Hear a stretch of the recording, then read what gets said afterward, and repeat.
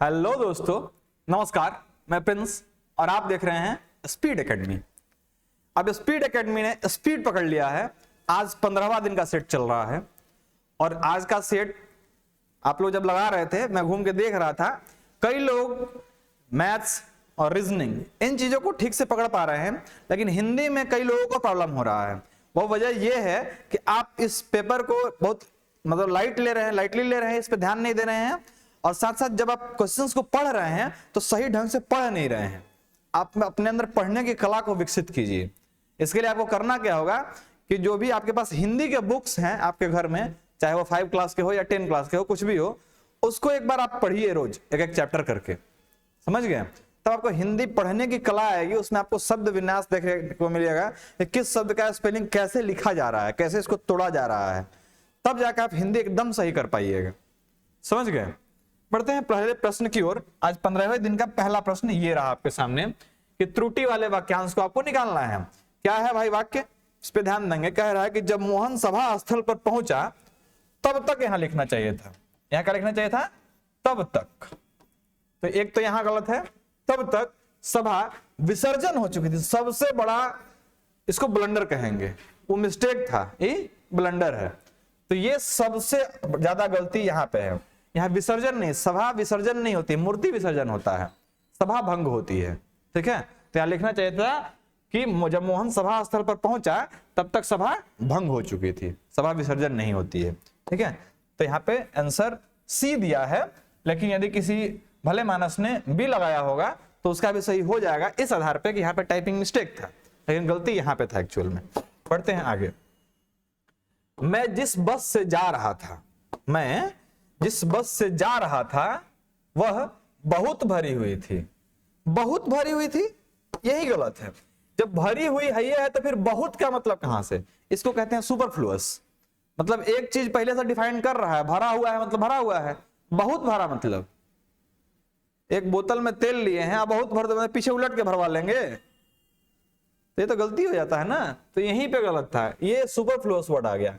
यहाँ पे नहीं, बहुत भरी हुई नहीं, भरी हुई थी, ये होगा। ऑप्शन सी इसका गलत था। संजय के आते हैं उसका भाई चला जाता है। वाक्य के प्रकार को बताएं, कौन से प्रकार का वाक्य है? तो देखिए, जब किसी वाक्य में कर्ता और एक क्रिया हो, क्रिया कितनी? एक हो, तो उसको बोलते हैं सरल वाक्य। संजय के आते ही उसका भाई चला गया। यहां पे आपको दो क्रियाएं दिख रही हैं।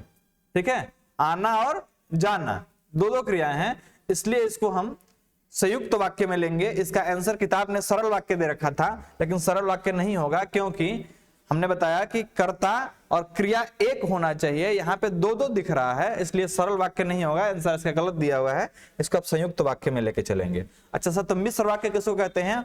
जब कोई दो वाक्य कारक चिन्हों के साथ जुड़े रहते हैं। कारक चिन्ह मतलब कर्ता ने कर्म को कर्म से संप्रदान को के लिए आपादान से अधिकरण में पर संबोधन हे अरे ओ, इन सारे चिन्हों से यदि जुड़े हुए हैं तब उनको हम मिश्र में ले जाएंगे, अन्यथा उसको संयुक्त वाक्य में रख देंगे। मैं किसी का बुरा क्यों चाहूं, यह किस प्रकार का वाक्य है?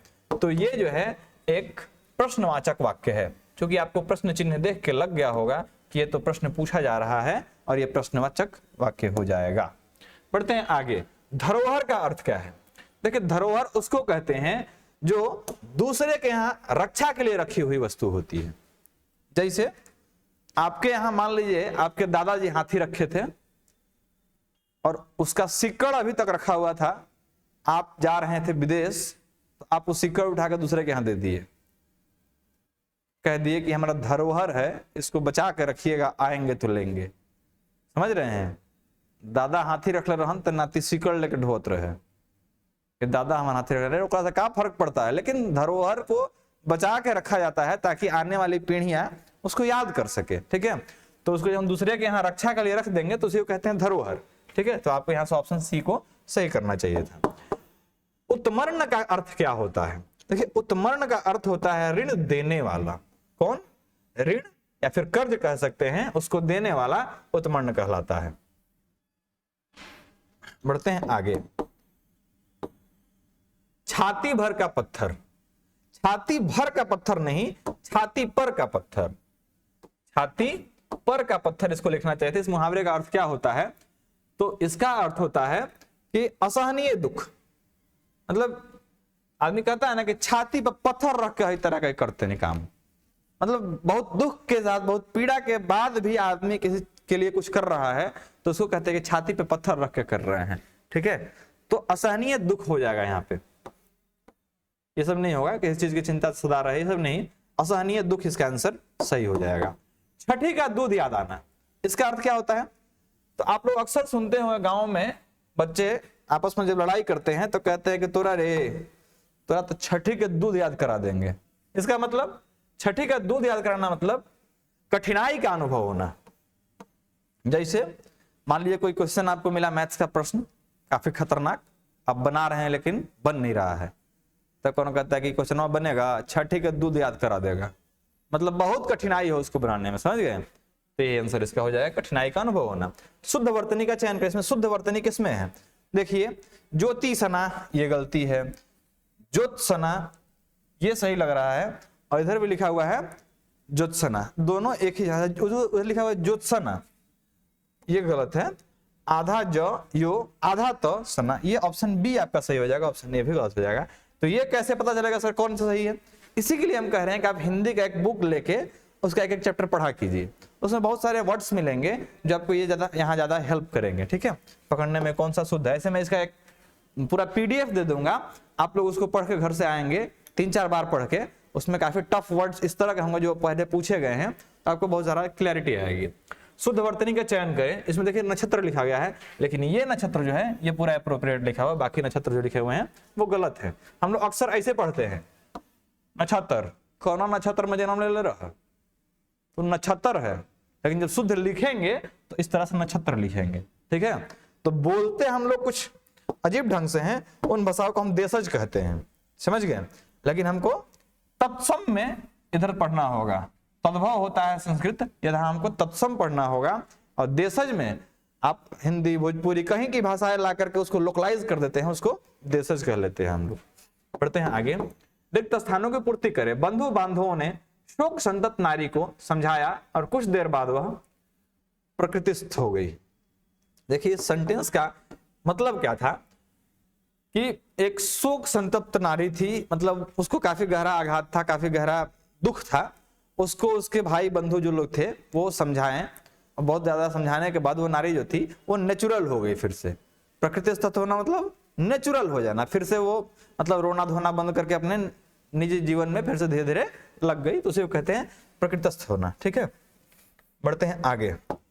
रिक्त स्थानों की पूर्ति करें, दैनिक जीवन में जो व्यक्ति खाली स्थान को स्थान देता है उसकी कलात्मक रुचि का विकास होता है। ठीक है, दैनिक जीवन में जो व्यक्ति सौंदर्य को स्थान देता है, किसको? सौंदर्य को, यहाँ कलात्मक रुचि दिया हुआ है ना, इस वजह से हमको सौंदर्य लेना पड़ा। ठीक है, कलात्मक रुचि का विकास तभी होगा जब आप सौंदर्य को अपने जीवन में स्थान देंगे। सौंदर्य का स्थान देना मतलब जैसे मान लो आप बहुत बढ़िया फोटो बनाने वाले हैं, तो आप जब बढ़िया सीनरीज देखेंगे तब तो आप बढ़िया फोटो बना पाएंगे, तो आपकी कला तब विकास करेगी जब आप बढ़िया बढ़िया सीन देखेंगे, समझ रहे हैं? तो सौंदर्य को जब आप प्राथमिकता देंगे तभी आपका कला का रुचि जो है वो आगे बढ़ पाएगा। अब दिन भर घर में पट्टी बांध के बैठे रहो, कहो कि हम फोटो बनाएंगे सुंदर सुंदर, कैसे बना लोगे? दुनिया देखोगे तब तो बनाओगे, तो यहाँ देखने वाली बात यही है। ठीक है, सौंदर्य हो जाएगा इसका आंसर। पढ़ते हैं आगे। कह रहा है कि रिक्त स्थानों की पूर्ति करें, मुगलों की सेनाओं में नर्तकियां रण क्षेत्र को भी विलास भूमि में खाली स्थान कर देती थी। तो मुगलों की सेनाओं में जो नर्तकियां होती थी वो रण क्षेत्र मतलब युद्ध का क्षेत्र, उसको भी विलास भूमि में परिणीत कर देती थी। ठीक है, परिणीत नहीं, परिणत कर देते, परिणत मतलब चेंज कर देना। ठीक है, तब्दील कर देना, मतलब होता था वो युद्ध क्षेत्र, लेकिन वहां पे वो लोग डांस कर करके उसको विलासिता का क्षेत्र बना देते थे, लोग एकदम झूमने लगते थे, खुश हो जाता था सब कि चल अब कल फिर नया जोश के साथ युद्ध करेंगे। रिक्त स्थानों की पूर्ति करें, अपनी प्रतिभा और परिश्रम से ही कोई व्यक्ति प्रगति के खाली स्थान पर पहुंच सकता है, प्रगति के शीर्ष पर या फिर प्रगति के शिखर पर पहुंच सकता है। शिखर मतलब टॉप, ठीक है, जेनिथ, उस पर आदमी पहुंच सकता है। कैसे? जब वो अपनी प्रतिभा और परिश्रम से कोई मतलब लगन से कोई काम करे तो अपने जेनिथ पे पहुंच सकता है। ठीक है, पढ़ते हैं आगे। अपगा इस शब्द का पर्यायवाची नहीं है। हा, अपगा कहते हैं नदी को, अपगा कहते हैं नदी को, तनिम्नगा, तनया, कुलंकसा, यह सब होगा, तटिनी नहीं होगा, तटिनी नहीं होगा। कांता का परिवाची शब्द नहीं है, तो कांता जो है ये कृष्णा का परिवाची नहीं है, बाकी वनीता, रमणी, कामिनी ये सब हो जाएगा। ज्ञानी का विलोम शब्द ज्ञात कीजिए। ज्ञानी का विलोम हो जाएगा मूर्ख, क्योंकि ज्ञानी विद्वान को कह सकते हैं, विदूषक, अल्पज्ञ मतलब तो कम जानने वाला, तो कम जानने वाला का ज्ञानी नहीं, अल्पज्ञ का अभिज्ञ, ऐसे कुछ करके होता है, लेकिन यहाँ पे मूर्ख हो जाएगा ज्ञानी के लिए। वार्धक्य का विलोम क्या होगा? वार्धक्य को बोलते हैं बुढ़ापा, ठीक है, तो इसका विलोम हो जाएगा यौवन, बुढ़ापा का जवानी। और भी क्या है? भी एक तरह का निपात होता है। निपात किसको कहते हैं? वैसे शब्द जो किसी सेंटेंस में आने से उस पर बल देते हैं। जैसे हम भी यदि किसी सेंटेंस में लगाएं कि वह भी जाएगा, उसके साथ वह भी जाएगा, इसका मतलब वो तो जाइबे करेगा, वो जाएगा साथ है, वह भी जाएगा, तो ये उस पे सेंटेंस पे जोर दे रहा है। तो जो सेंटेंस में ऐसे वर्ड जो सेंटेंस में आकर जोर देते हैं उसको निपात कहते हैं। तो इस निपात को आप ध्यान रखेंगे। बढ़ते हैं आज के अंतिम प्रश्न की ओर, और ये रहा आपके स्क्रीन के ऊपर। इसके विपरीत घर की दूसरी सच्चाई यह भी है कि खाली स्थान वाक्य के रेखांकित अंश का समानार्थी क्या होगा? तो दूसरी सच्चाई के लिए यहाँ पे हम वास्तविकता शब्द यदि लिखें कि इसके विपरीत हर घर की वास्तविकता यह भी है, तो ये भी ये सेंटेंस सही होगा। तो ऑप्शन मतलब क्वेश्चन नंबर 80 का ऑप्शन सी जो है वो सही आंसर हो जाएगा। और कुल मिलाकर हमने आज का वीडियो समाप्त कर लिया है हिंदी सेशन का। अब इसके बाद आपको रीजनिंग का सेशन मिलेगा, और हो सकता है कि आज आपको मैथ वाला सेशन ना मिले, ये कल मिलेगा, ठीक है।